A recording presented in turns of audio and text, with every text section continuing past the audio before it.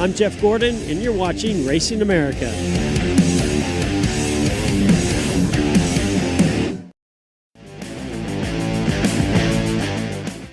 Well, hey, everybody, welcome in to your favorite racing talk show. This is indeed the Revved Sports Show from Texas. Showtime Bobby Chaffee, that's me right here.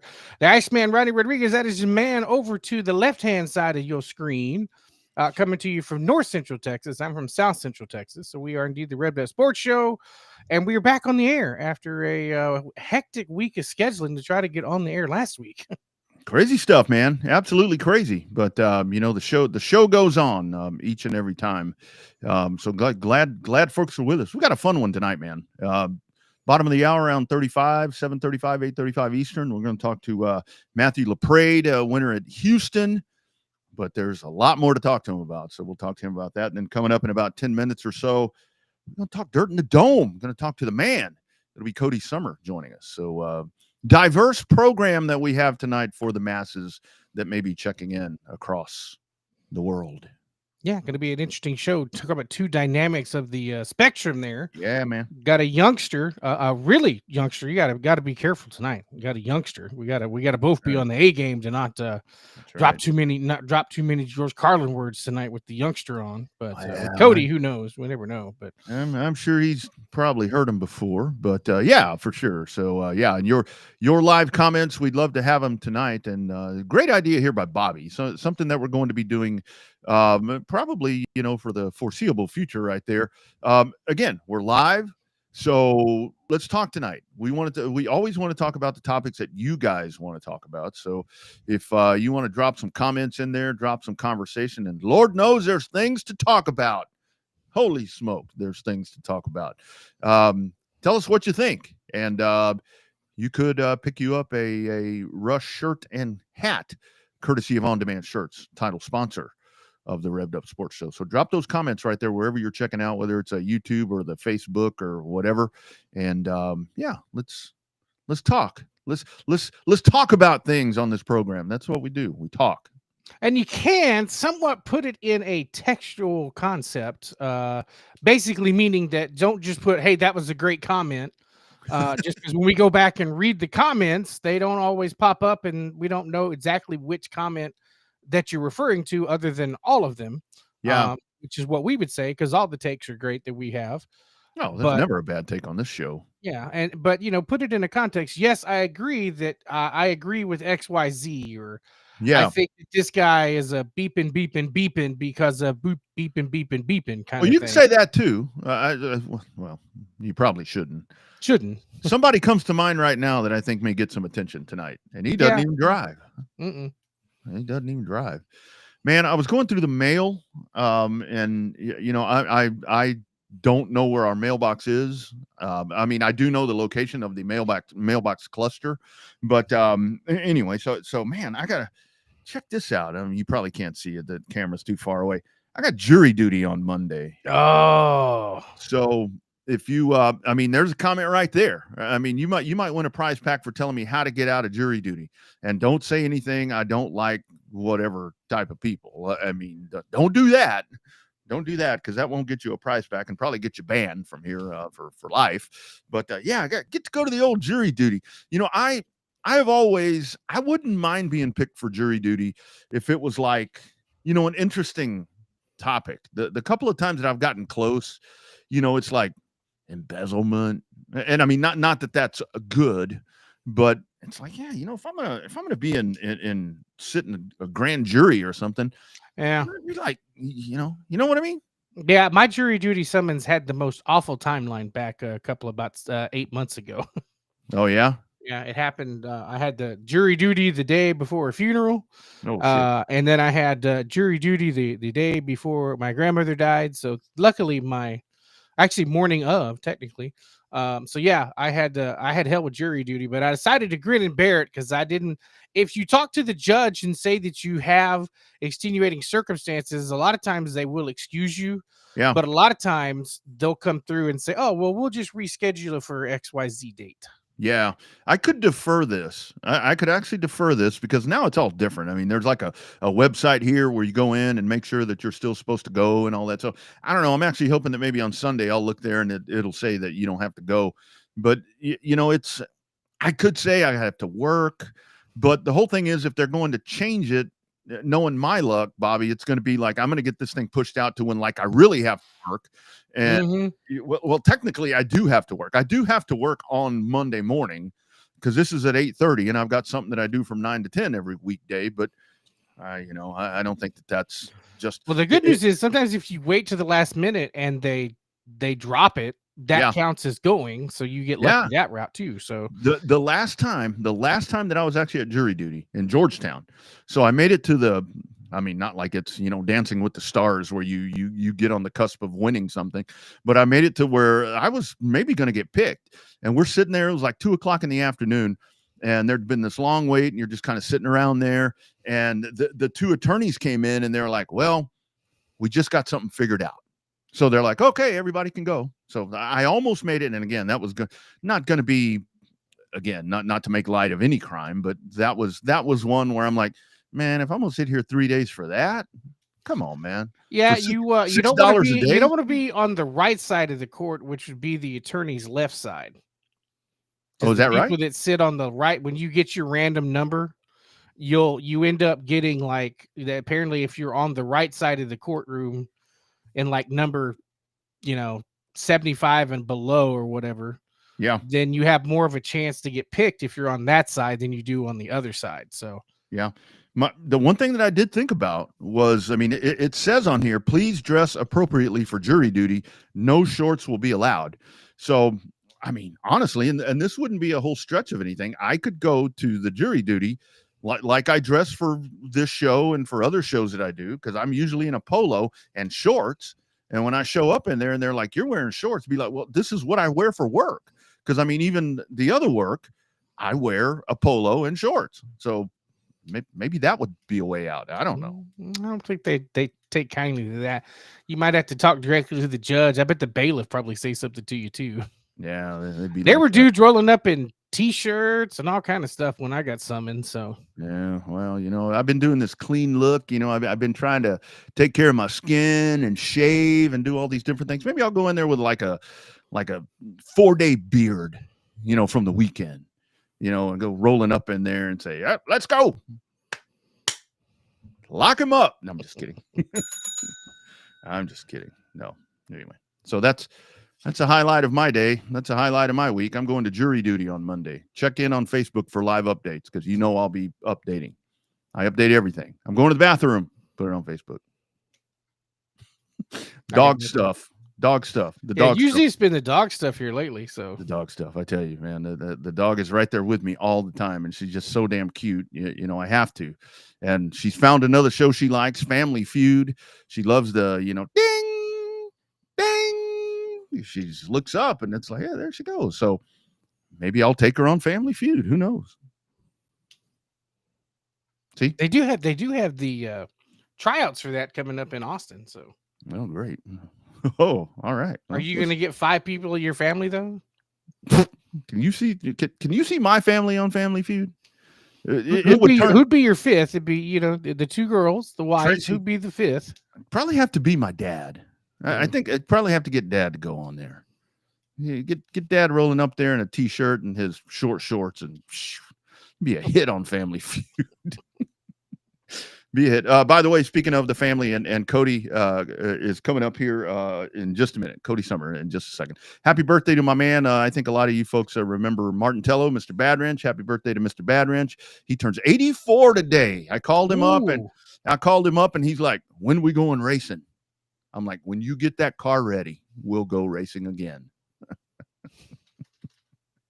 That's how that all works. Just don't have him stand in a spot where he's not supposed to stand and break a leg and sue everybody. God. Oh, Lord. We don't need another closed racetrack. Don't need another closed racetrack. All right, let's go diving in right here. We are weeks away, a couple of weeks away from, in my opinion, I've been to a lot of races. I've been to a lot of races around the country. Last December, I was able to make it out to St. Louis for the Gateway Dirt Nationals, the Dome of the Americas there. And that to me was the coolest thing that I had ever seen. Here is the man, here's the promoter and the founder of this amazing event.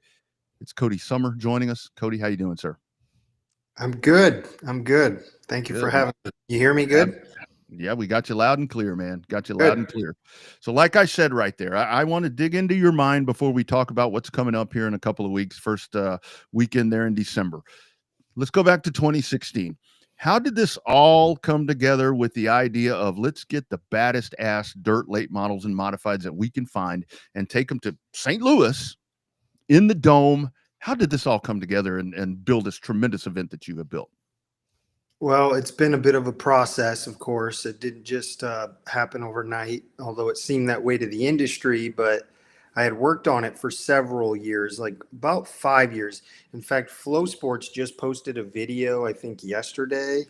Maybe it was today. I'm losing my mind at this point, but they really dove into the history. It was a 4-minute video, and they dove into like that first year and the process and like, but it was a 5-year process.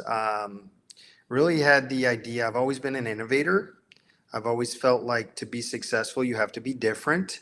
Even to this day, I operate in a very different mindset. I think that if you're complacent, you're failing.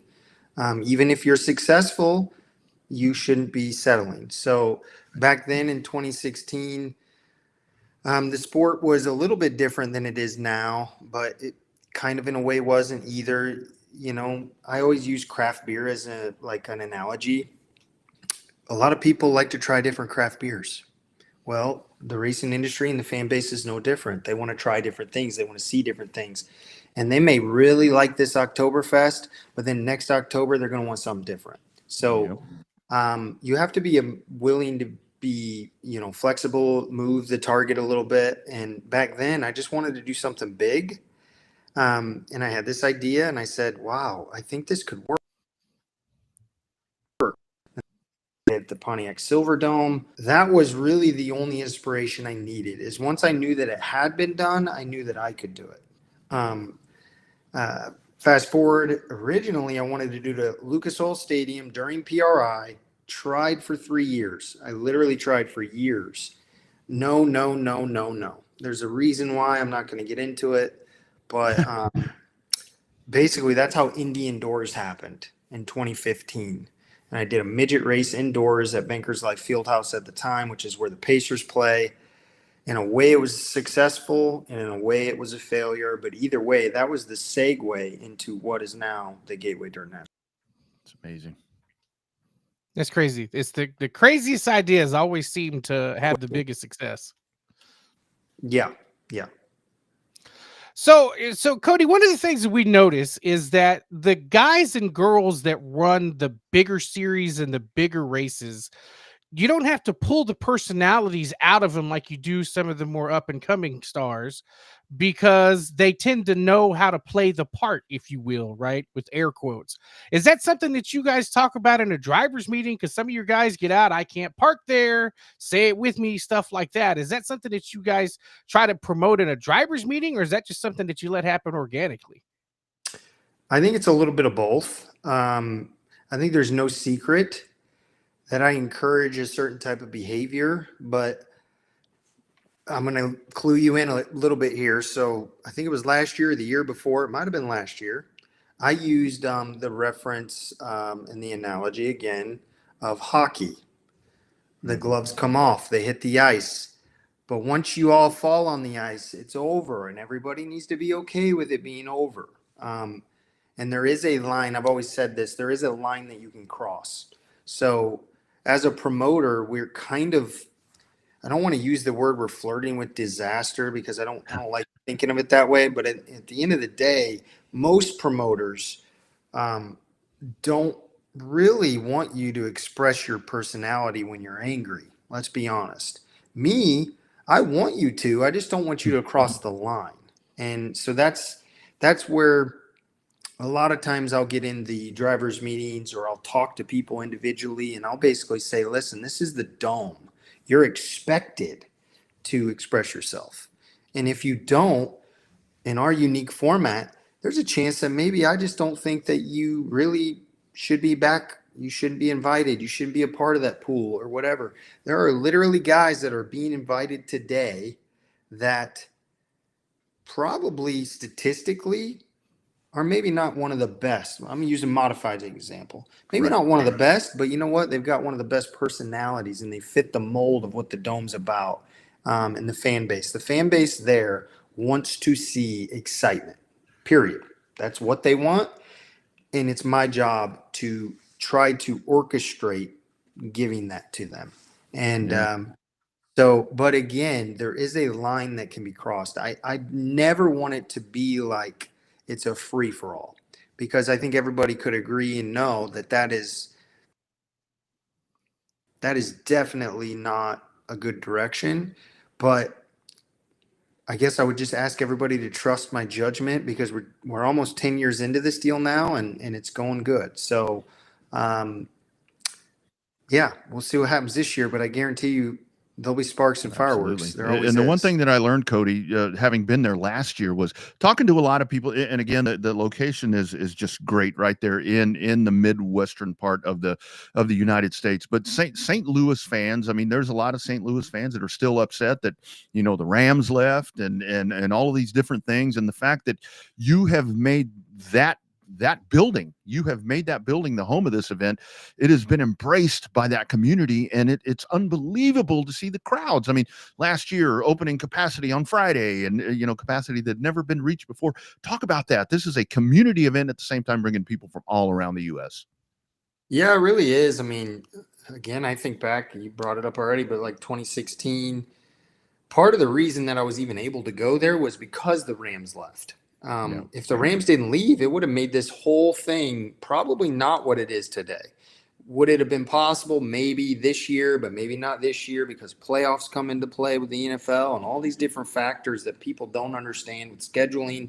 And trust me, we are very small in comparison to the National Football League. If they have a game or they have playoffs, they don't give a dang about us. So, but I remember those early days, and there was a actual, real desperation to put something in that building. So we kind of got lucky. But my intuition was I need to go there. I remember flying in. I remember meeting with them. This was right after Indy Indoors. And I was like, we need to pounce while the time is ready. So it is just kind of over the years, it's grown, though. The relationship with the city, the people there. I have a lot of friends there now that I never would have thought I would have had, because I've learned over the years. We are 100%. I have no problem saying this. We are one of, if not the biggest event for the city of St. Louis when it comes to hospitality, restaurants, lodging, hotels. We're a big deal now, but we grew from a small thing to a big thing in 10 years, and so there's a lot of respect there. I think we've earned it, though. I've always said you need to earn respect. Well, I think we have. We've earned it. We did it the hard way. They took a chance on us. We took a chance on them. Whatever. But at the end of the day, it's been done together. So St. Louis is definitely the home for this, and I don't know that it could work anywhere else. Honestly, I don't know that it could. Yep. So Cody, when does the prep start? I'm assuming the day after probably even when the event's going, you're probably taking notes. Next year, I want to try to do this, and next year we should try this, or I don't want to do that again. Is it literally year round? Is that the easiest way to describe how your dedication to the Dome race is? It definitely is year round. I mean, I already have a note for 2026 event. So that kind of tells you 2025 hasn't even happened, and we're already making notes of things.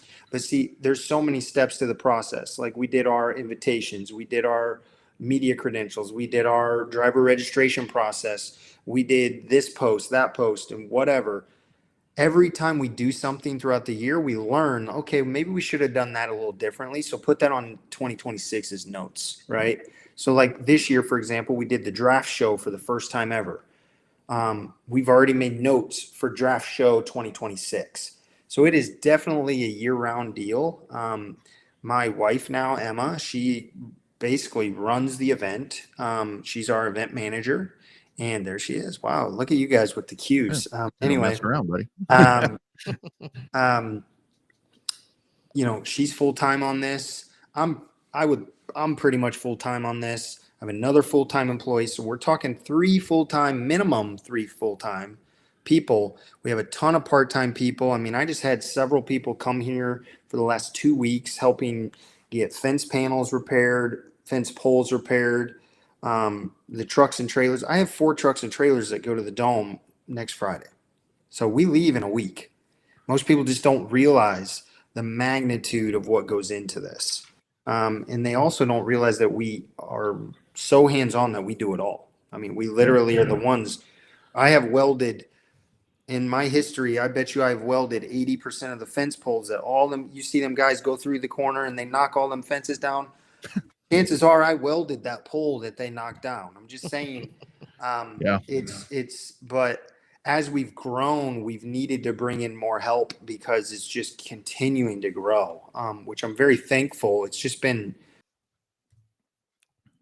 the last few years has been, this year, I'm telling you, make note, it's going to be record. It's going to be record breaking in all facets. Man, So I believe it. I'm really excited. And I have to ask you, because Bobby and I both race announcers before, race presenters, as they say, before any of these shows or any of that other stuff. So, you know, PA and streaming and so forth.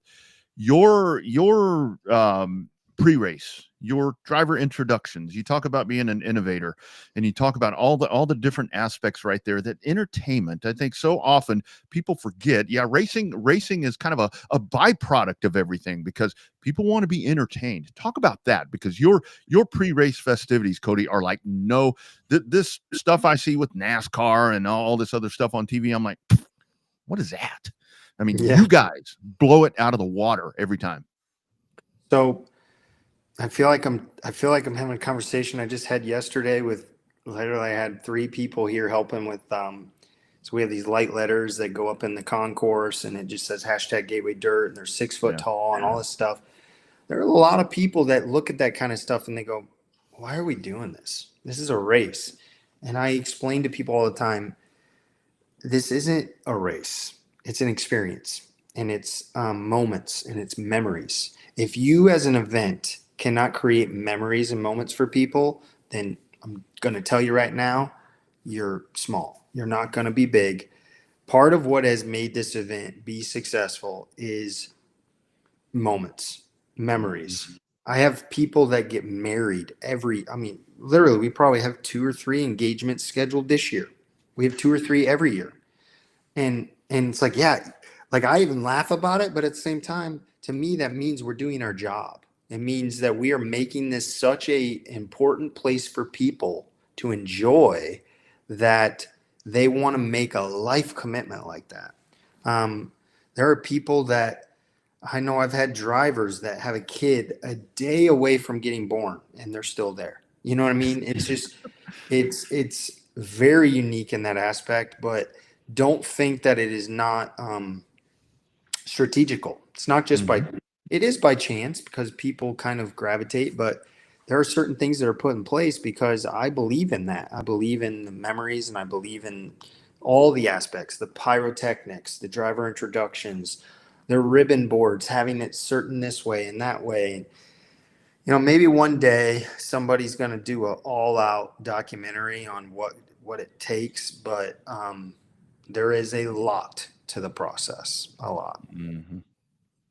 So without blowing any secrets out of the water, is there something that you want to do that you haven't got a chance to do? Or is that always just on the backside to say, surprise, this is what I wanted to do and we did it? I mean, you want like people skydiving down from the roof of this dome during the national anthem with flags? I mean, what's something that you've always wanted to try and even maybe the powers that be been like, yeah, not so much. Let's not do that. So usually with the powers to be, that is what's unique with this is, I can only kind of say or control so much in the whole thing, because at the end of the day, we have a venue. We have to respect that. It's their venue. It's not ours. But they give me a lot of rope. They do. They've kind of learned to trust my judgment and what we're doing. I've had a few ideas that just haven't panned out. I'll give you one, like back when Scott was here, Bloomquist, I'm talking about.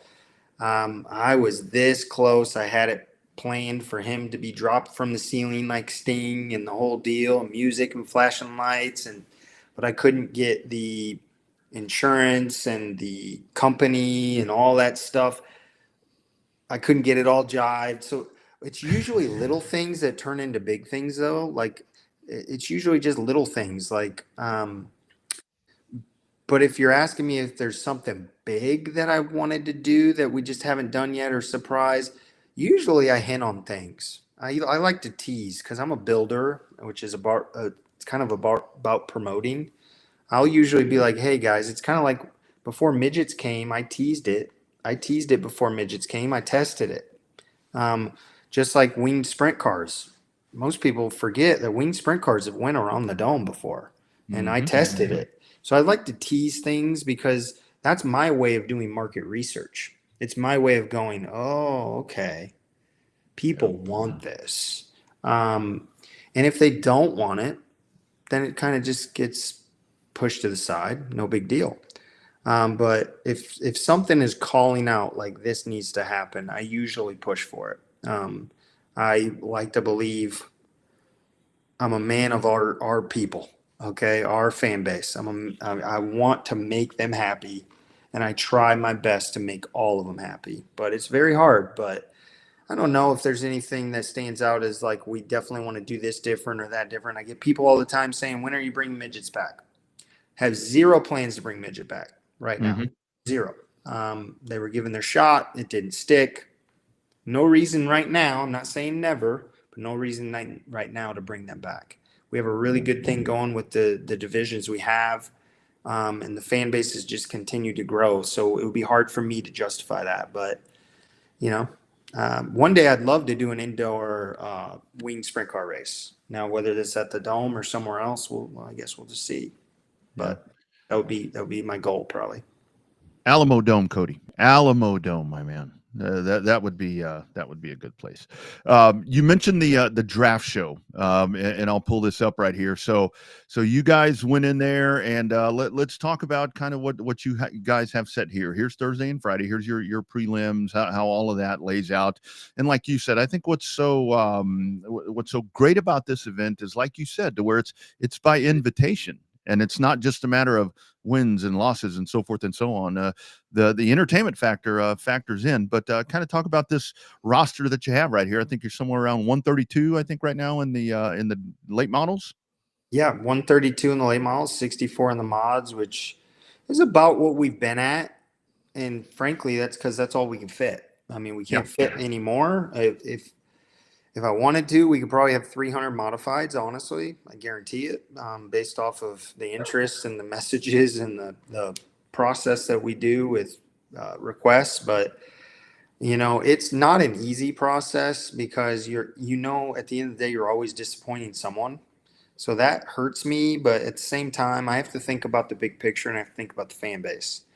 And then I also have to play the politics, Transparently speaking, if I got a sponsor that spends XYZ with me and they want John Blow in the race, I'm sorry, but I think the fan base should respect the fact that John Blow should be in that race. This sponsor is spending a lot of money, and they probably deserve to have a little bit of a say in that. So it's just a wide variety. But on our late model side of things, like that list you're showing right now, this is by far, I mean, it ain't even close to the most stout, talented, greatest field we've ever had. So I expect this year to be the best racing we have ever seen. So I'm extremely excited about it. We did this pool process, which basically drivers had to say they were interested in racing, and then we pooled them, and that's how we drafted them. And the draft was really just essentially a way of making Thursday and Friday equal.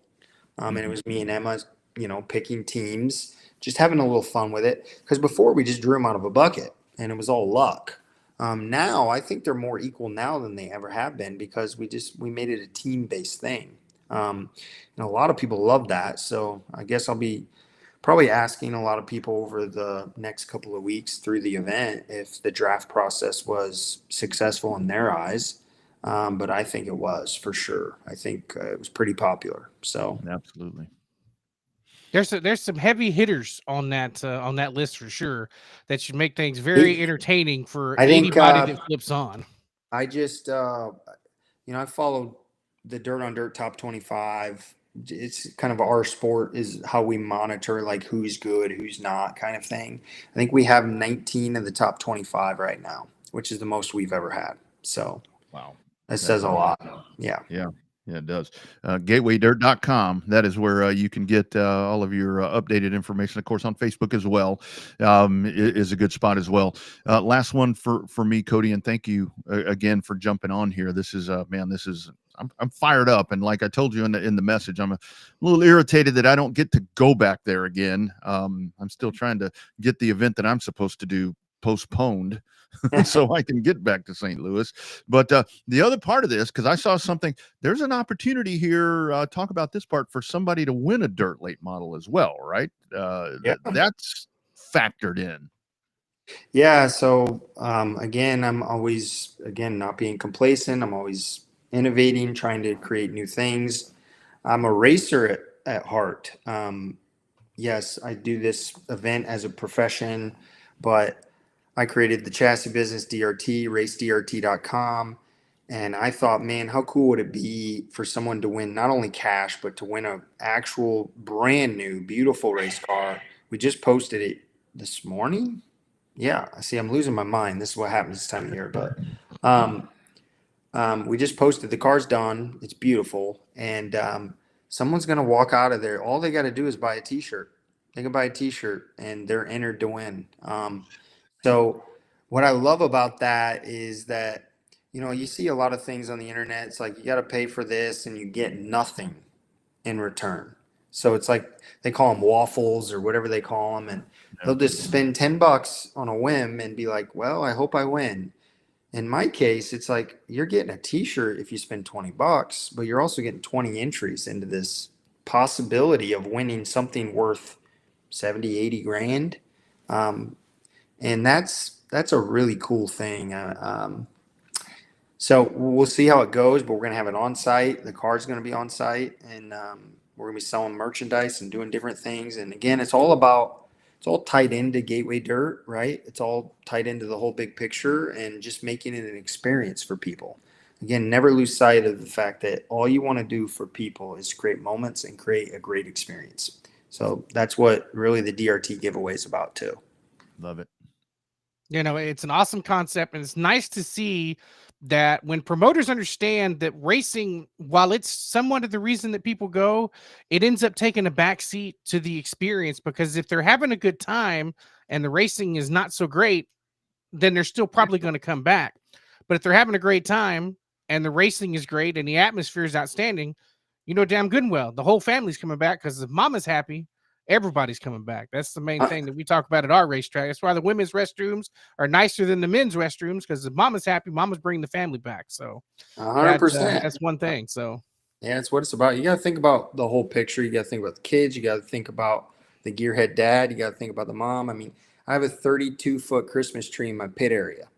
And a lot of people go, what the heck do you have a Christmas tree in your pit area for? Well, mom and kid love to take a picture in front of that. Maybe the gearhead dad don't, but it all matters. At the end of the day, it all matters. And mom's picture is important, because that's the one that gets posted on social media that says Merry Christmas and Happy Gateway Dirt. Exactly. Hashtag Dirt in December. That's it.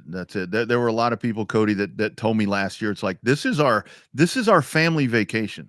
This is what we do. We build our year around coming here. And that's pretty badass for a car race, right?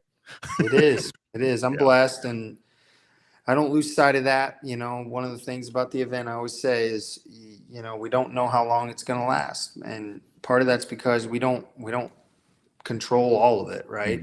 If I controlled it all, I could tell you this thing will last forever. But the reality is, there's a city involved, and there's a venue involved, and there's all these elements involved. And one day it won't be here. It's just a fact. So we all have to enjoy it, including ourselves. We have to enjoy it while it's here at the end of the day. So that's what I'm focused on. Absolutely. Congratulations on all of this success and how this continues to go. Congratulations. I saw you and Emma are now married. So congratulations on that. My wife. I did see on the draft that she is like the boss now. So people need to Oh, be well, ready. you know how that goes. Yeah, Yeah, she's in charge. yeah, The absolutely. happy spouse runs the house. That's the way it There works it around here. So Right. right there. It's good stuff. Cody, looking forward to the event. Of course, on Flow. If you can't get there, you can catch it on Flow Sports. Great coverage there throughout the duration of the event, December 4th through 6th. It is the Gateway Nationals at the Dome. Thank you, my friend. Looking forward to it. Reach out anytime if we can help you with anything at all. Thank you, guys. Appreciate you having me. You got it, man. Take Yep. care. Bye. You bet. You bet. Here he goes, man. That's how you do it. That is how you do it, my friend. That is Bobby, I'm telling you, man. It really is one of those things to where and this year is kind of nice because honestly for me it would be so perfect because you have dirt at the Dome and then is the Derby where last year they were overlapping. Derby is, yeah. Aren't they overlapping now? No. I think they're a week apart this season. I think they're a week apart. Maybe I'm wrong. I don't know, but it was like the same weekend because the Derby starts on the 4th. Okay. So last year it was like I was telling people that we were there with to where it's like, okay, we're gonna do whatever. I'd watch the prelims and everything, and it's like, but probably on Saturday night I'm probably gonna head to the hotel and watch the Snowflake. Totally forgot about the Snowflake. it was like forgot all about it. I'm like, I'll find out who won that later because that was just it is an experience. He is not lying about that. Something really, really cool. Again, Cody Summer, be sure to check them out at gatewaydirt.com. Matthew LaPrade coming up. But before that, how about a word from our great friends, the official apparel provider. Bobby and I are sporting the official Revved Up Sports Show polos. Don't forget to comment there if you want to. You might win a shirt, not a polo, from our friends at On Demand Shirts. You've probably seen us all over the racing world and doing a lot of racing designs for events and race teams, but we also do a lot of stuff from small boutiques in small cities all the way up to Fortune 500 companies. Your brand deserves to be seen. We print on more than just shirts, hats, jackets, bags, and much, much more. Custom corporate branding starts here.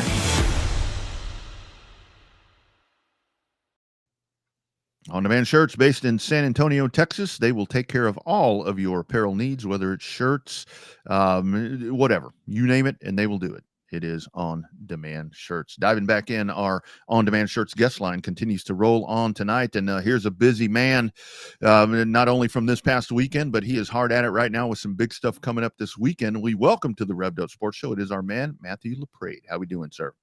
Good. How are you? Doing well, my man. Doing well. So let's talk about your career up to this point, and then we'll get into everything else. You at the very old man age of 13 right now have accomplished so much, my friend. Tell us how all this started for you and how you've gotten to this point. So we grew up building this house down by New Smyrna Speedway in Florida. Mm-hmm. And the guy that was building the house, he owned a little dirt go-kart track out behind the big track, right?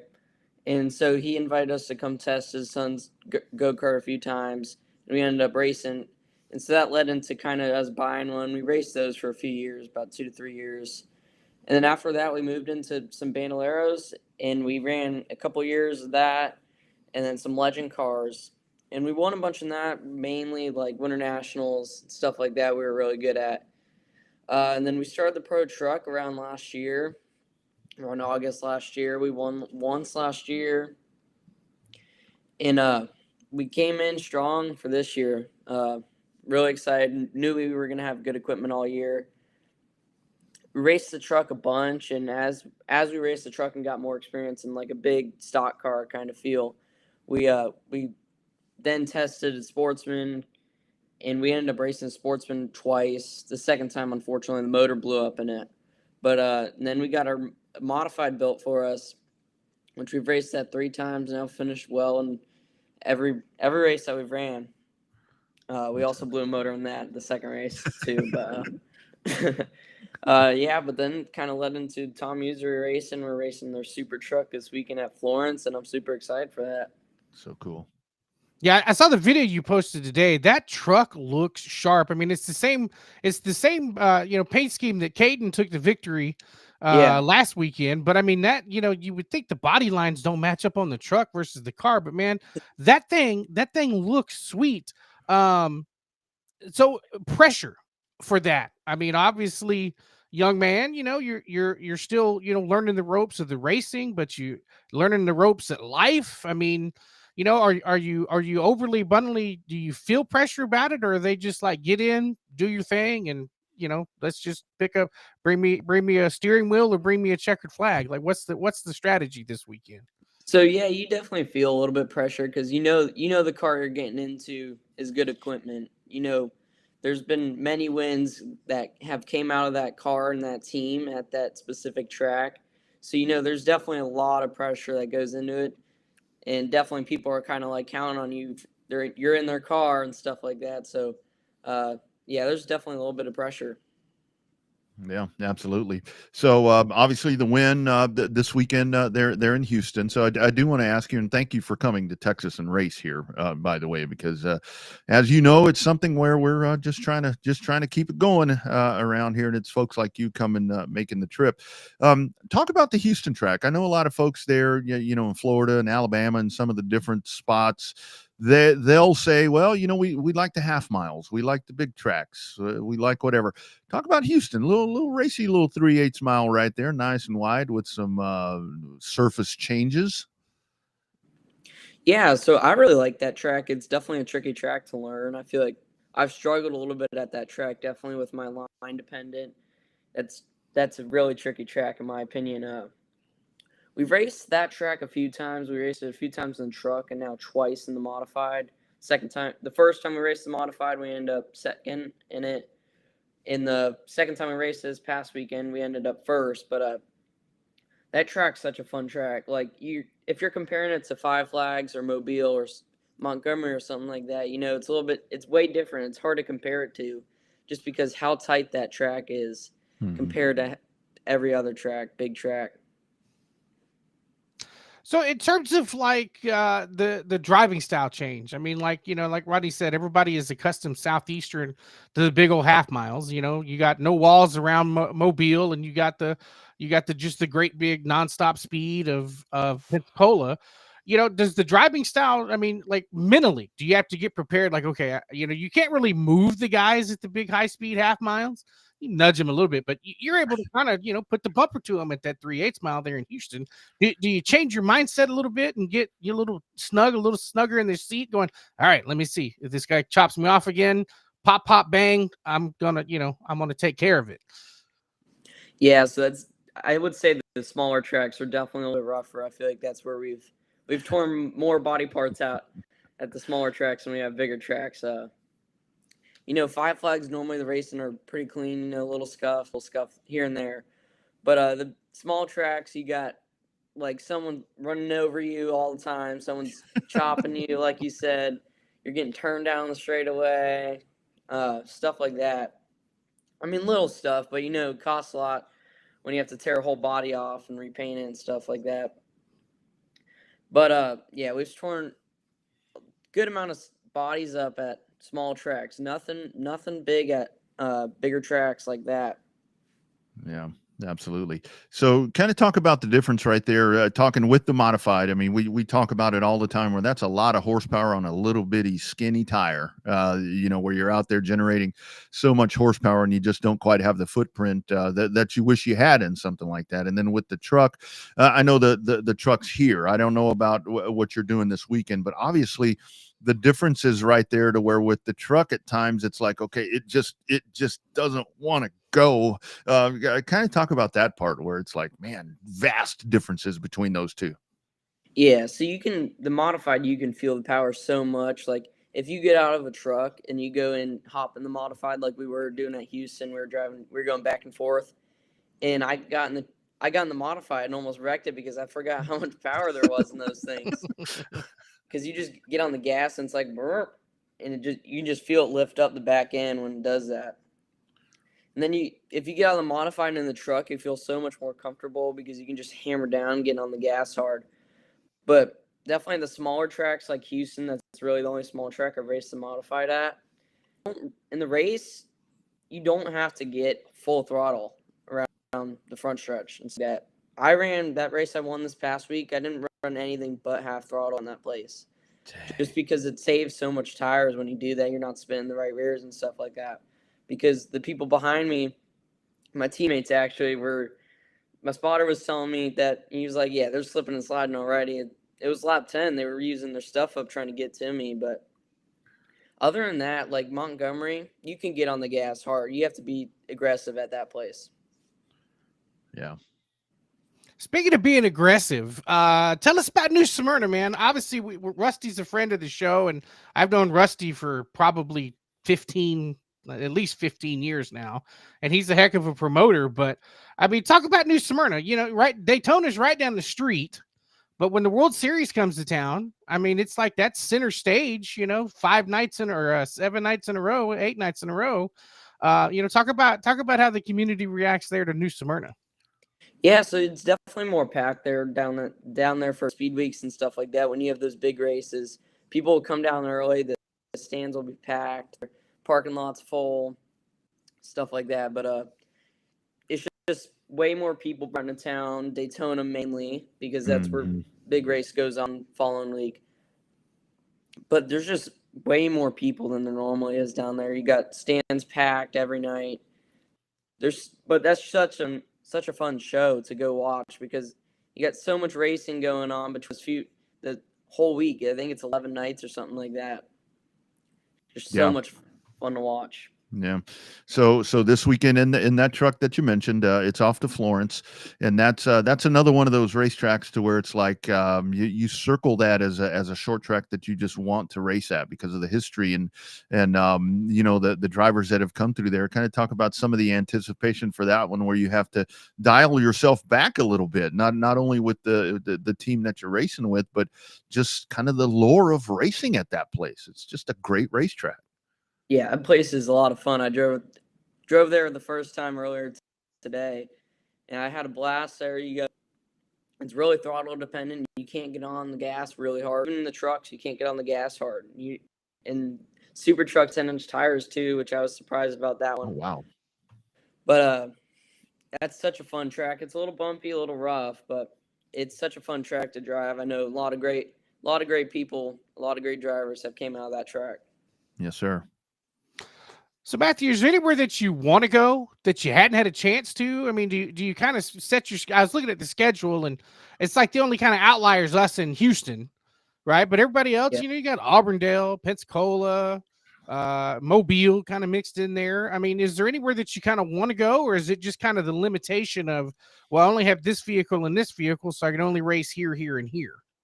So it's not really a limitation of the vehicle. It's more a limitation to age, which next year all that's going to be resolved because I turned 14. I can race at NASCAR sanctioned tracks. But that'll help a lot because definitely the one track I want to race next year, I asked my dad since we signed with Tom Usery Racing. I was like, you think we can go race at North Wilkesboro? I was like, that's such a cool track. No, yeah. Yeah, I know that's a great place. It is. I remember seeing it back when it was tore up, when, you know, about the time you were born, seeing it in the state of disarray. And I've never been so happy to be so wrong because I never thought we'd be racing at North Wilkesboro, and there we are, right? The last couple of years. Cool, so yeah, it's a cool thing. You know, and what's crazy about Wilkesboro is that it's in the middle of nowhere. You know, Wilkes County's kind of surrounding it, and you know, North Wilkesboro's there, right? The little bitty town, but it's kind of in the middle of nowhere, which is a really good thing. So what's when you end up running like Pensacola and Five Flags, what's the fan reaction? Do you get a lot of kickback being 13?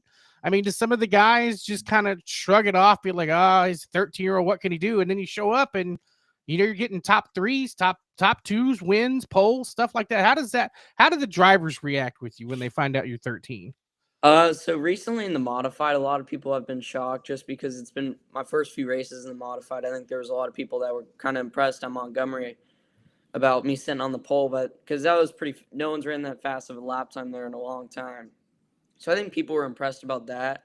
I'm not too sure about the trucks because we got not a lot of people like everyone at Five Flags, but Yeah, we've had a few run-ins at that track. Yeah, as most do, as most do. Always. I do want to ask you. You mentioned the guys racing with you this past weekend. Kind of talk about those guys. I mean, beating Grant Thompson and Jared Maupin. You know, Jared Maupin's a guy that Bobby and I have covered for a lot of years around here, and it's like, man, when that dude gets on pavement, look out. Kind of talk about those two dudes, man. That's cream of the crop right there that you finished ahead of this past weekend here in Texas. Yeah, so Grant Thompson, we're actually racing his truck at Pensacola for the Derby, and he's spotting crew chiefing for it, which is cool. That I just went out there and beat him, student beat teacher, but he's a really good kid, really good driver. He doesn't get to race a lot anymore. I think that was his third race this year actually, but just such a good kid. Jared Maupin, he races everything, every day, every weekend. He's a really good driver. Like, he goes on dirt, wins, comes to asphalt, wins. Like, he races 4 classes at Houston when we go up there. Yep. And he normally wins 3 out of 4 or 4 out of 4 races. So that's cool to beat both of them. Absolutely.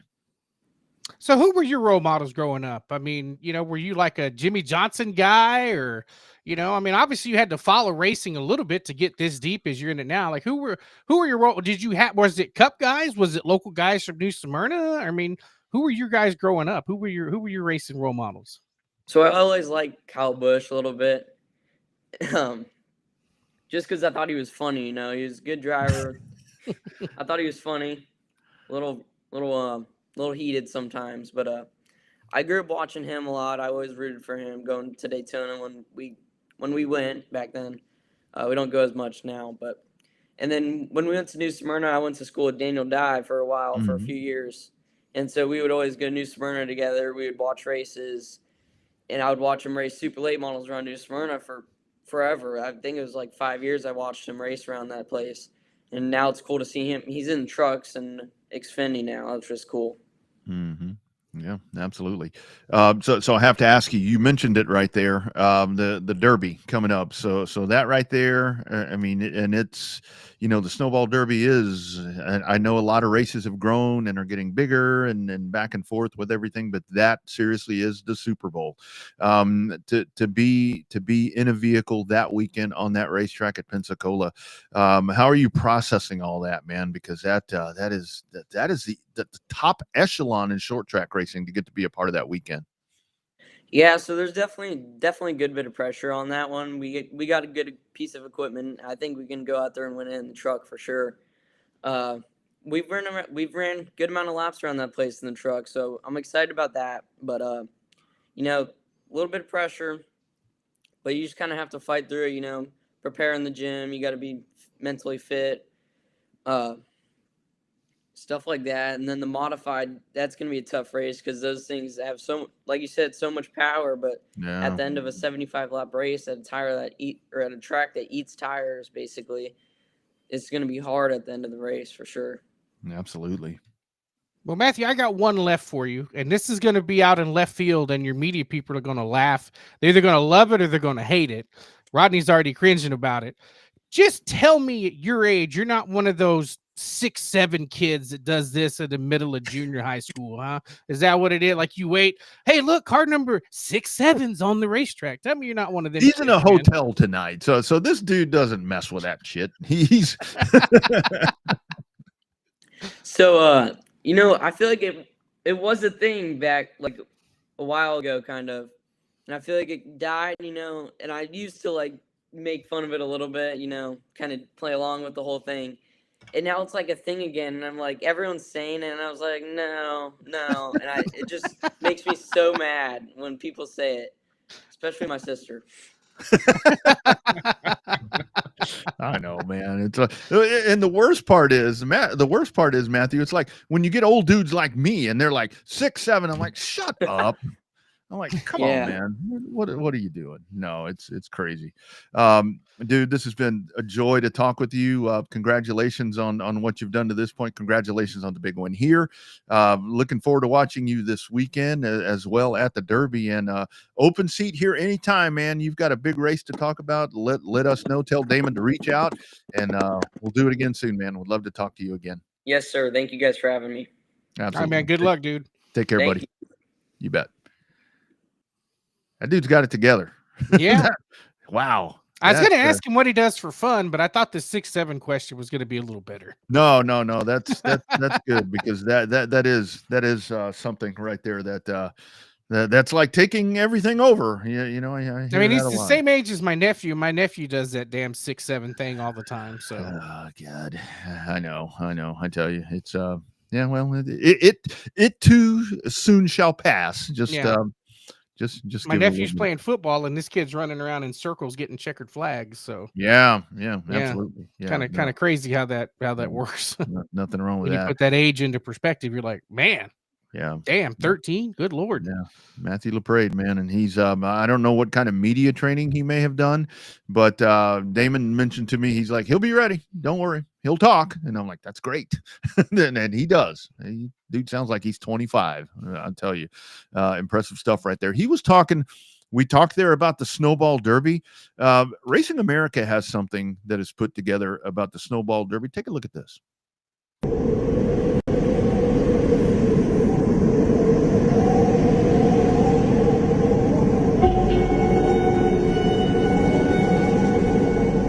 This isn't just a race. It's a dream. A dream carved into the asphalt itself, where every turn tells a story of grit, heartbreak, and triumph. It's a proving ground for the fearless, chasing a shot at immortality, where drivers sacrifice everything year after year. For over half a century, this race has been more than a competition.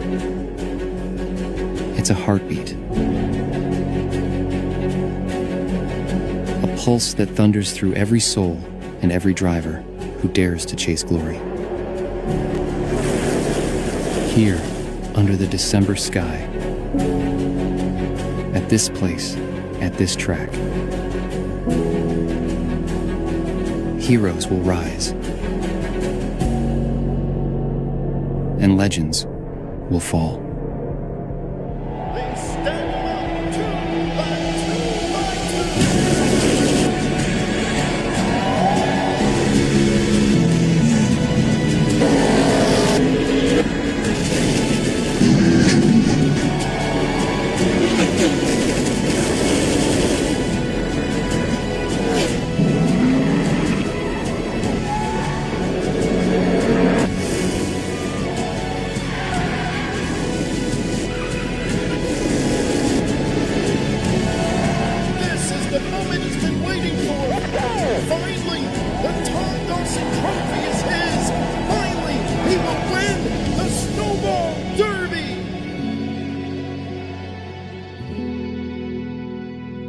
This isn't just a race. This is the Snowball Derby. Woo! Let's go racing, buddy.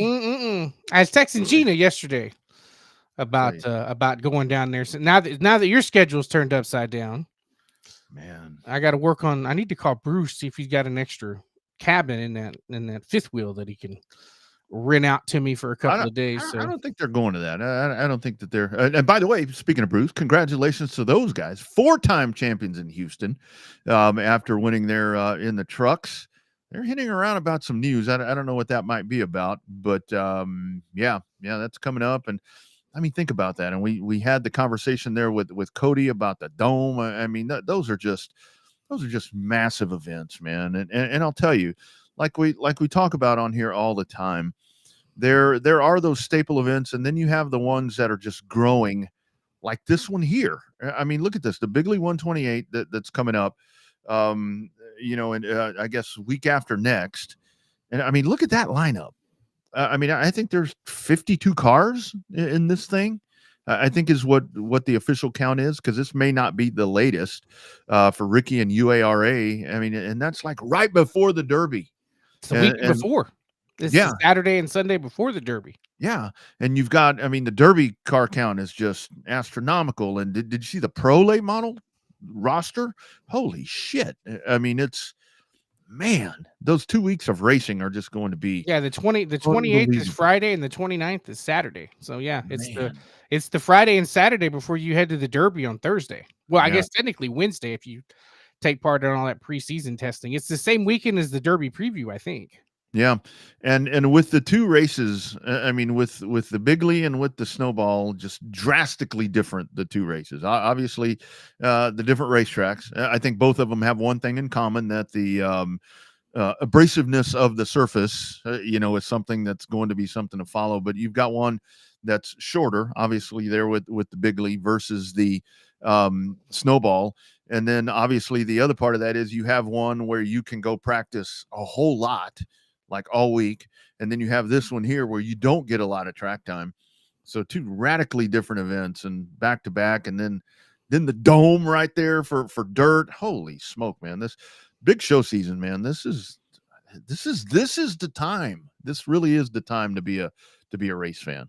Yeah, some people get excited when the weather starts turning a little colder. They want their pumpkin spice lattes. They want their fur boots. They want all different kind of stuff. I want big show season. I want races like the dirt in St. Louis at the Dome. I want races like the Snowball Derby where it ends up being the LCQ, ends up being an all-star race. Any other racetrack in the country, the last chance qualifier to make it into the Snowball Derby is an all-star race. Yeah. That's the kind of racing I want. The Snowball Derby is one of my favorite races of the year. Last year, it was on the worst day of my life. This year, I'm hoping things will be a lot better when I get down to Pensacola, when I head down there. So, but yeah, it definitely is, big show season's here. We've had our big shows coming up in Texas. We still got a couple of big ones coming up at the Race Ranch. Ray and them announced that big show in January is coming. They announced that this week, the big kickoff, to kind of knock the ice off the Midwestern cars to come down to the sunshine of the South Texas. And but I just when it gets cold, that's what I was joking when I got my hair cut the other day. I said, you're gonna cut my hair a little shorter than what I want. I said, but I'm probably gonna freeze to death when I go to Pensacola because it never has been hot. It never hot the first weekend in December. Never. These really are, and honestly, that's the cool part about the Dome, because I can tell you last year when I was down there, snowing outside, wasn't it? Oh, damn near. I mean, there was ice on the ground, and I mean, it was like trying to get over. Luckily, I was staying right by the. I mean, I was in the hotel right adjacent to the Dome, so it's like I would walk out, and it was so freaking cold, and so many people. And the other thing there, it didn't get to talk to Cody about it. Just kind of running out of time when we just have a great guest lineup like this. Was they are so good with how they funnel people in and out of there, because you're in downtown St. Louis, and that's, I mean, it's confined, it's small, it's narrow. I mean, it's everything on top of each other, just like every major metropolitan city that you see, but they do a hell of a job. And it's so weird. It's so cool because you drive in like when you come in on load day and you're coming in there on the main chute, and there's the arch over there, and it's just trailers everywhere. And it is, and I love what he said right there, because he echoed what people said about St. Louis, because that it really is a staple event there for that city, because it's heartbreak for them. And now, because I'll tell you the other thing that St. Louis really was excited about was their UFL team. Yeah, the Battlehawks. They were that home team advantage for the Battlehawks. Big deal. That is a big deal. You can laugh about the UFL or whatever, but they love that shit, because like I said, they've lost. Did they take their team? Did they take the Battlehawks? Oh, I don't know. I thought the UFL folded. I don't. Are they still? Is it still going? And it's trying. I mean, they fired Dale Johnston today. Oh shit. Okay. Well, and that's the thing with that, because they won't eliminate that team. I thought the whole league had been eliminated. That one will stay. I mean, if there's only one team, it will be that one, because it's like, I mean, they love that, and that Gateway Nationals is huge there, and the race fans, it'd be the race fans that you would least suspect. It's like, we live all year for this. It's crazy. That's good though. That's a good problem to have. Absolutely. Alamo Dome would be a great venue. I was joking with him, but man, imagine a badass race like that at the Alamo Dome. I mean, they do good when they put the monster trucks in there. So before they renovate it, it's going to get renovated. That bond passed. You see that? Mm-hmm. Yeah. What are they going to do with the old AT&T Center? It's going to become a full-time the AT&T so or the SB or the Frost Bank Center Bank now, Center. Yeah, Joe Harry and Your Mama's Coliseum, all of that is going to become full-time rodeo grounds, is what I saw that was part of Prop A or 1 or whatever that was. It was all a cohesive effort to get the stuff built downtown, and then that would be full-time rodeo stuff. Did they rodeo there that often? No, I mean, well, at Freeman they probably do. Yeah. I mean, that's where I saw an AEW. I saw an AEW event at Freeman, and then I went with the Puppet Master to a WWE event at Freeman. Great venue for pro wrestling. I mean, the way the seats are set up, old school. Like, and that's where the Iguanas used to play hockey, and everybody had a damn good time down there. So they'd run some races inside of the Frost Bank Center. Get some racing going on in there. You do like the midgets in there. Yeah, the indoor racing league or whatever it is in New Jersey and New York and all that. Yeah. And that's the other thing I like what Cody said when he's talking about like bringing in the modifieds and the late models. It's all you need. I mean, because we pulled up those lists a while ago. I mean, that's enough. I mean, you've got so many prelims and everything that's going on there. They don't oversaturate that show so much to where like he was talking about being an innovator and talking about memories and all that. I mean, you don't want your memory to be, oh my God, I had to sit through 8 hours of nothing. Another heat race, another another. You don't want that. Unless you're entertaining as hell, which is possible, because then you got to sit through the guys that flew through the fence. So yeah, well, that's the other part. They're so good about when they go through the first one that I saw fly through the fence. I'm like, oh God, here we go. I went off to the bathroom. I came back. The fence was fixed. 15 minutes. It's like, damn. I mean, they definitely got their act together right there. So yeah, cool stuff. Let's dive into some NASCAR stuff because we haven't had a chance to have Sermon here since since the NASCAR season ended, and here we are. The lawsuits rolling on. Kyle Larson is the champion. The Denny Hamlin heartbreak.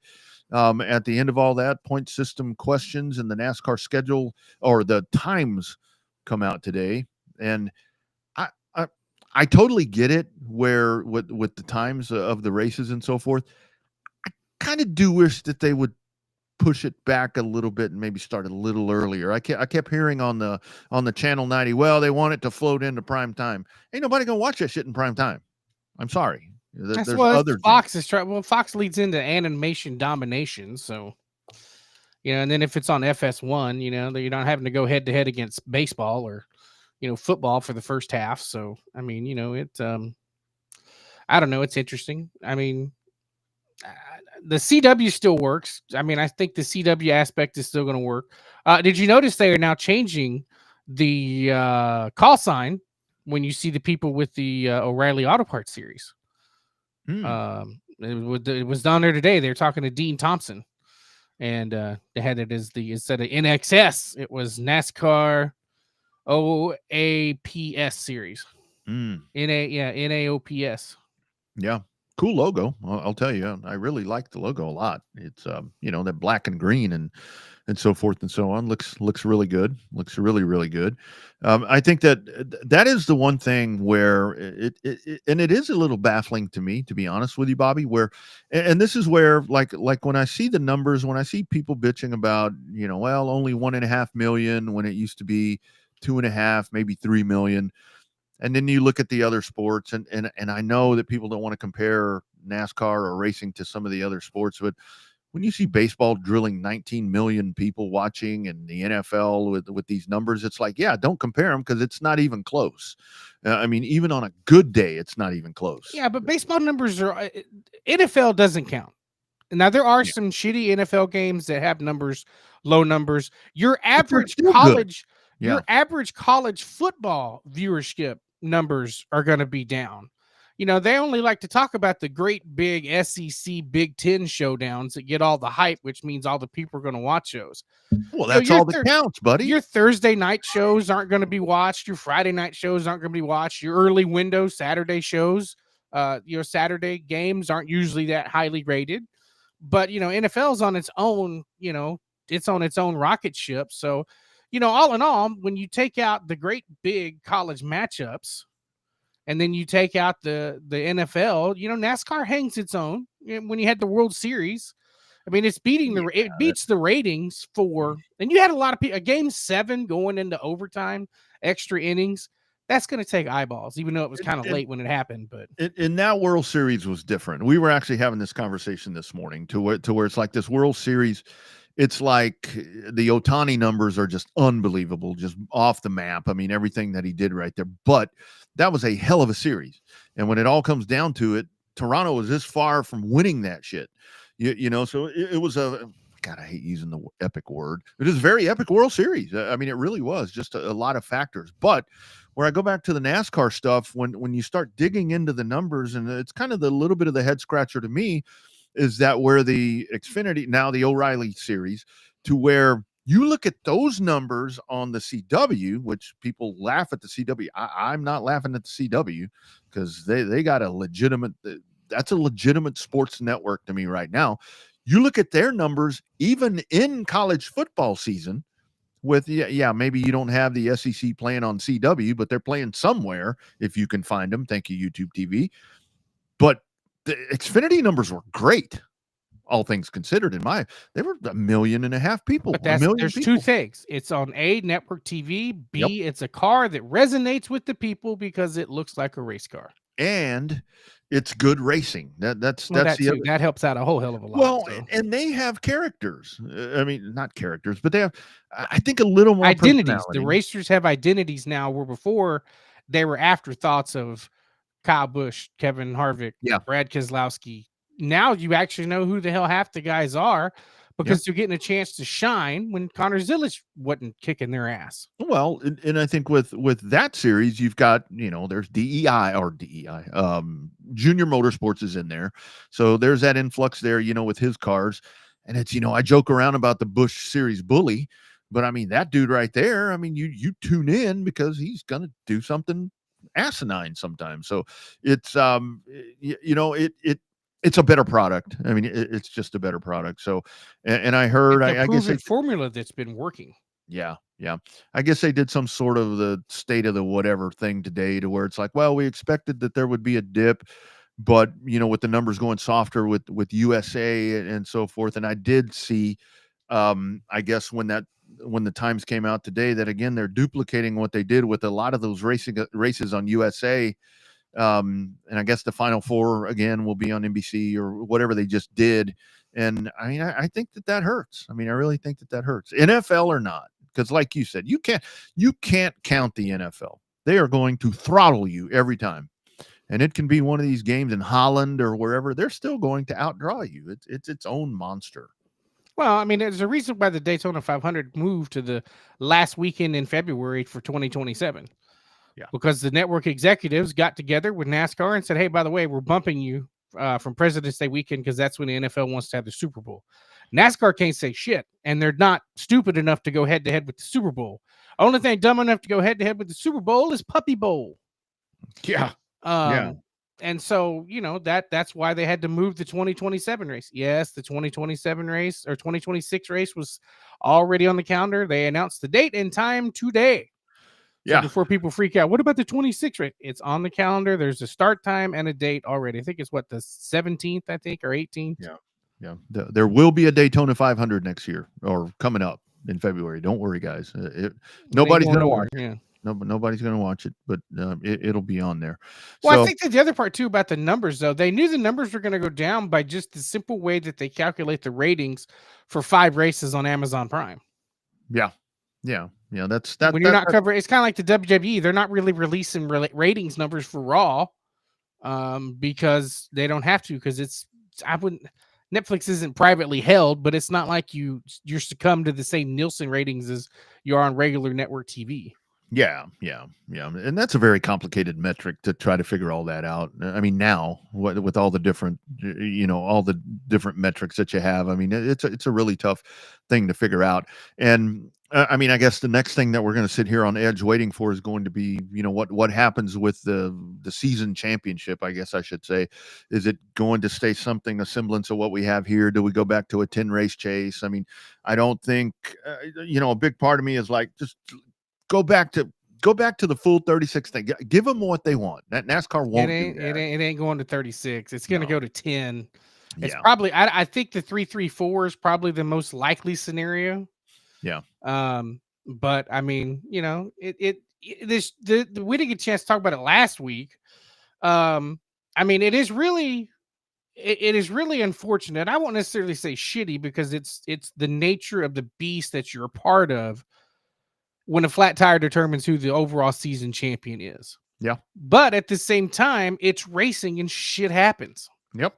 Like it's everybody from the drop of the duels at Daytona when they started accumulating points for the duels at Daytona, stage points. Everybody was in the same sandbox.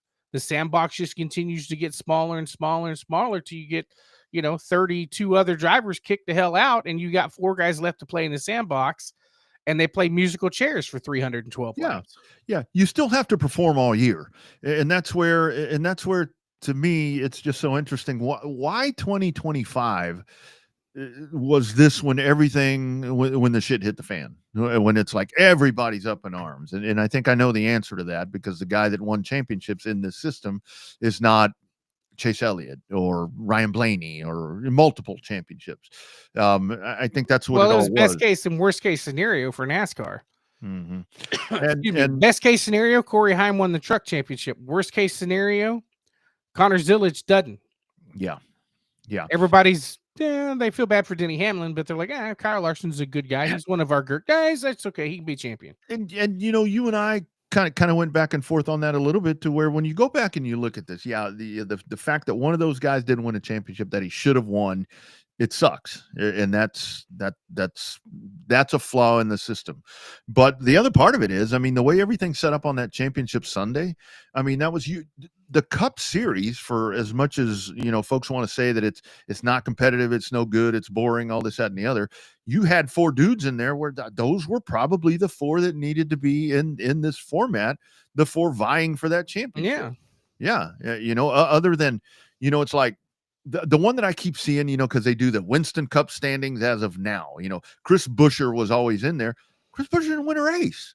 And I don't know how they're going to make a byproduct of this. They're still going to put an emphasis on winning races. It's that simple. Yes, they have to.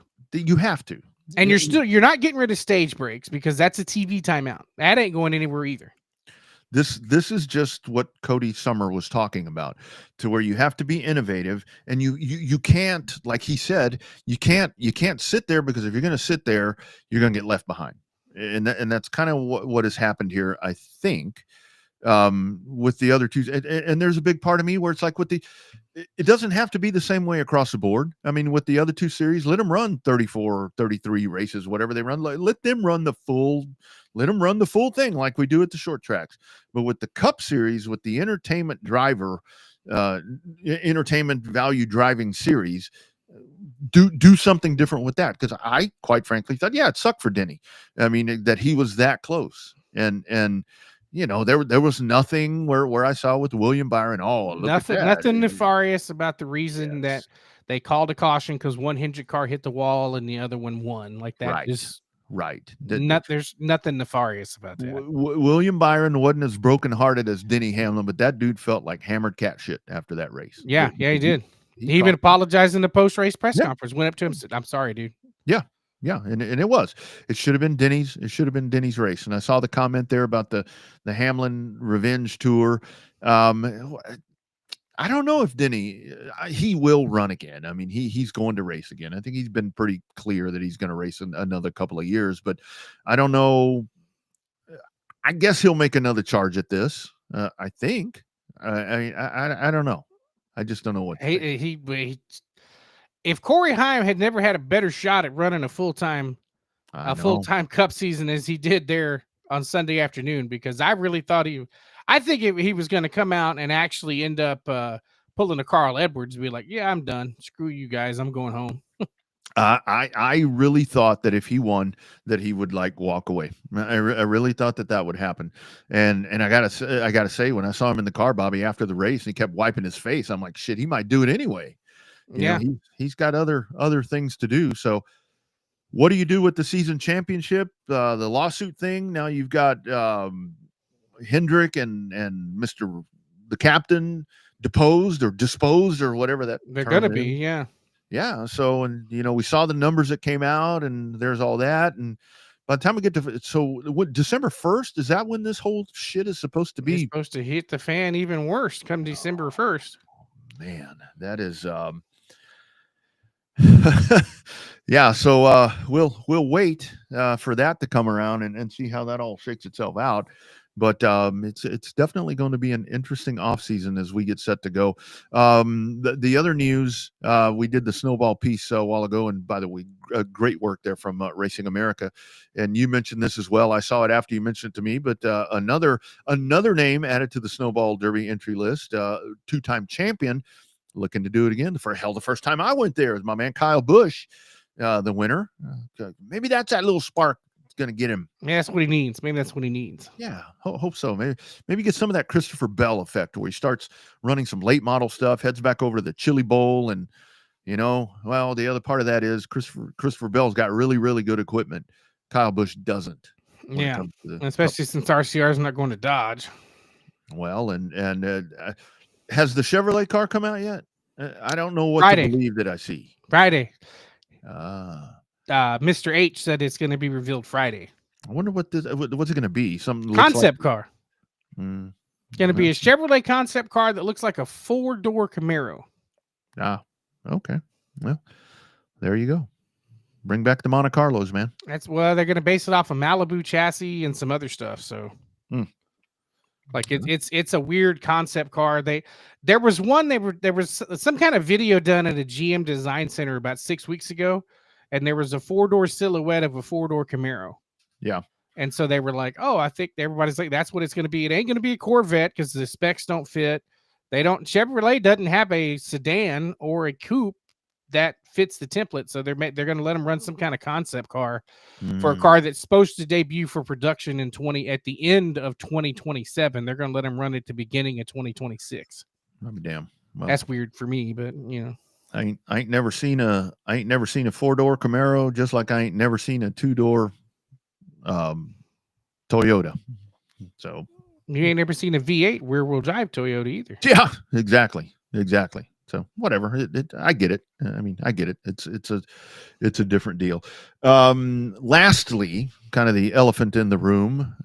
We saw the news. I guess it was yesterday or the day before that broke where Barry Braun arrested there, and I wasn't sure what all was happening with that. I had seen some of the stuff on some of the dirt track sites to where some races had been postponed or whatever. I didn't know that people were owed the amount of money that was still floating around right there. That sounds like it's been an absolute mess, and I think that he maybe just overstretched his boundary just a little bit.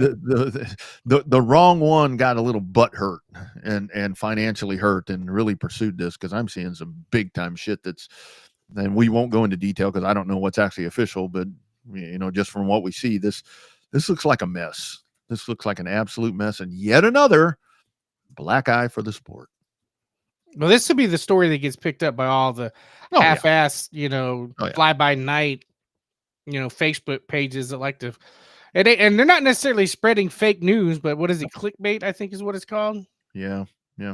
Well, and that's where these stories happen like this. And this is where I wish that people would, our sport just attracts us, doesn't it? It's like, I mean, you see stuff that happens. I mean, this happens in all sports, but it's like our sport is really the one that just draws in these fine Americans to do these things, and it will. I mean, when you start talking about ripping people off of money and big time money, I mean big time money, and that's where, like, I enjoy the conversation that we just had tonight about what's going on in St. Louis, to where it's like, you see how that is done. That is what we need. And folks are going to say, well, yeah, but they're able to do that because of whatever. Well, yeah, don't attempt to do shit that you can't do. Don't start making all these promises and doing all these different things. I mean, how many racetracks around here have been bought and people come in and are going to do all this is nothing new. But when it hits this magnitude, that's like, holy smoke, that just makes everything look really like bad. This is like a TMZ kind of thing that's really going to be popping up here. I'm surprised it didn't already hit TMZ. But I'm not really a huge follower of TMZ because, I don't follow that kind of stuff on social media, but I'm sure that it'll be, it's the type of just the type of story that you expect to be a bunch of rednecks, right? Well, and that's where the stereotype goes back to. I mean, when you see this kind of shit, that's the stereotype that comes back. It's like, yep, racing. There you go. Guy came in and swindled a bunch of people, and everybody jumped on and clamored on it and bought in. And I mean, hell, that was the main storyline behind the remake of the Dukes of Hazzard when Boss Hogg was going to sell all of Hazard County to a strip mine. Yeah, I just saw that one the other day. That's right. The remake with Jessica Simpson? Oh no, I saw one where he was doing strip mining. It was like in the 84, 85. Oh yeah. He was going to do that in that episode too, the original series. Yeah. Yeah, it was that one girl that fell in love with Luke Duke, and they rolled the car over at the end where Luke said, roll it over, and they flipped. But anyway, yeah, sad thing right there. But can't say you didn't see it coming. Can't say you didn't see it coming. So be better, friends. Be better about that. All right, man. This has been a fun program. Great conversations tonight. Cody Summer joining us, talking about the Gateway Dirt Nationals happening. #Dirt in December there in St. Louis. And of course, we talked to our man, Matthew LaPrade. I love how he called, that was funny right there where he's talking about him and he's saying that kid. The kid talking about Grant. Yeah, Grant Thompson. That's a good kid. It's a good kid. Yeah, kid. You're the kid. That's two good kids. That is two good kids. And Jared Maupin is a damn good kid too. Well, it's like the college kids. You always hear the coach talk about I got great kids and they're 22 years old. Yeah, or Pavia, dude's like 35. 27, isn't he? 27, something like that. I think he's 24. It's not that bad. I make a bigger deal about it than it is. But anyway, you're just a fan of his mom. Not so much, man. Just no, not really. No, not so much. She was hammering down at DKR. I could tell. The closer they got, she had her plastic cup in her hand. And she's like getting pretty excited because they were going to make a run. But coming up, temperature changes. It was awful cold. It's going to get hot again. We got rain coming over the weekend. What do we have here? You mentioned, so we've got the South Texas, the race. South Texas shootout is. I have it written on my other calendar. Yeah, that's next week, I think. Next week, yeah, the 22nd and 23rd. Yeah. Actually, I think it's a 3 days. Might be Fridays. That might be Thursday, Friday, Saturday. But I have to double check and look. Yeah, absolutely. All of that coming up, and again, you can keep up with everything that we're doing on the. We try to keep up as much as we can on the Facebook page, but. Yeah, that's the best place to go. As these things pop up, you get all the great information right there. Rest of the week for you, my man. What's going on? I got I'm going to Radwood on Saturday. I've got a work event, Radwood, happening at Circuit of the Americas. It's like a 80s and 90s celebration with those type of cars, 80s and 90s cars. There's music. It's an event put on by my work, and Mobile One is also a part of that. And it's supposed to be a pretty cool event, kind of a short event. I'll be out of there by 3:00, be back home in time to watch Texas, Georgia, do some post game. So yeah, good weekend coming up, and then rain on Monday. So boom, there you go. Yeah, I don't know. I got to play a little catch up. Just, been putting off, kind of cleaning out the garage a little bit. Got some more stuff in there that I need to put away. Made some Halloween stuff. Might work on some Christmas decorations and some other stuff. And I don't know. This week's a little up and down. Just because I had yesterday off for the veterans. Thank you, veterans, for all that you do. So that was a little bit kind of throwing my week off. You work for a day, you're off for a day, kind of back and forth kind of deal. So once I get in the groove, but yeah, it depends on the weather. I know that I'm going to the first home high school football game for SMHS in 10 years. So, they get Eagle Pass. Eagle Pass. That's a winnable game. Yeah. So they end up playing Dripping. I think they play Dripping Springs in the next round as long as Dripping Springs wins their game. So I think they will. They got Bowie. I think if I'm not mistaken. I think the San Marcos plays Dripping Springs if they win. So it'll be a short-lived playoff run. So Lake Travis, Round Rock, Westlake, Vandergrift up this way. So that'll be fun. And then Monday, your boy will be at jury duty. So we'll have updates on how that goes. If y'all don't see me next week, it's that I got summoned. Yeah, I got sequestered. So we get any good winning comments tonight? Let's see. What do we have here? I like what Brian Benedict said right here. He said the kid interviews fantastic. Yeah, that's for sure. Then we have here. Jay says can't wait for the Hamlin Revenge Tour. I guess that's where I saw that. I like what Josh says here, to where it needs to be like the first Cars movie. Forecast. Yeah, maybe so. Yeah, it's all right. That's all right. Rusty's trying to be part of the fun right now. And then Brian says, ouch again. But that was a great comment, Brian. I mean, and by the way, congratulations to Brian Benedict as well, speaking of that. So another great night for him there at Houston. Another great season there at Houston. And the Houston, I saw some dates for Houston. We'll figure out if that's official, and we'll pass those on. I think it is. They were posted in the driver's shed. So is it there? Okay. Yeah. All right. Well, we'll touch on that next week. Well, we'll touch on it at some point. All right. You guys enjoy the rest of your week. Watch the weather and be smart. Enjoy the Northern Lights. Apparently the Northern Lights are out tonight again. So for a good, 3/4 of the United States to be able to view them tonight. Absolutely. Yeah, they might be on right now. Yeah. Go on out there and take a look at that. Don't be out there running around naked. We don't need any of that going on out there. And if you're going to do that out there, do it smartly, I guess. Right. I guess. Oh, and don't forget, today is the last day they produce pennies. Oh, I saw that. No more pennies. No more pennies. So now is it a nickel for your thought instead of a penny for your thought? Well, I saw them talking about something on the news, on the local news, where I guess what they're gonna start doing now is rounding up to the nickel. I guess. Does that make any sense? That's what they do at a casino. They don't give you any change at all. Yeah. No more pennies, but the penny's always going to be around. They said it still counts as currency.